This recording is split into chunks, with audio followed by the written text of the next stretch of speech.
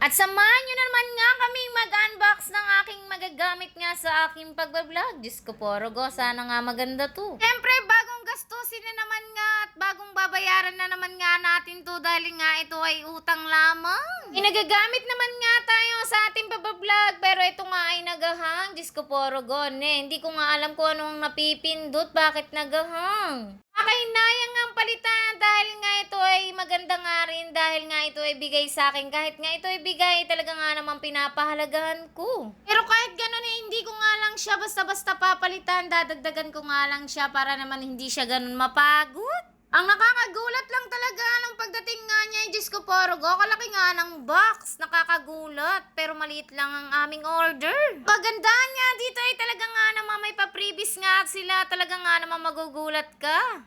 At magaganda nga rin yung mga previous nila, talaga nga naman quality rin at sulit na sulit nga rin talaga ang iyong binayad. Pre, una nga natin binuksan itong cellphone, baka naman bato kasi ang laman, kaya naman chinek nga muna natin kung talaga nga naman cellphone ang laman. Pagkabukas nga naman ay talaga nga naman kulay pa lang, Diyos ko po, Rogo, talaga nga naman napakaganda.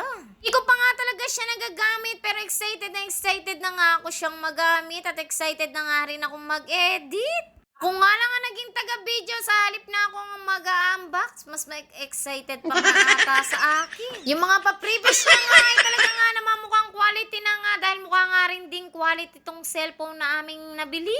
Diba nakaka-excite ngang buksan dahil ang laki nga niya. Box pa nga lang ay talaga nga naman pantago na. Hindi nga ako basta-basta nagpapalit ng gamit lalo na kung talaga nga naman pwede ko pang gamitin. Ito nga lang ay talaga nga naman nanghihingi na talaga ng kapalit dahil nga may 1 taon na nga to sa akin. Siyempre pinaglumaan lang to ng aking kapatid kaya naman hindi natin basta-basta i-give up to dahil nga maganda nga rin to.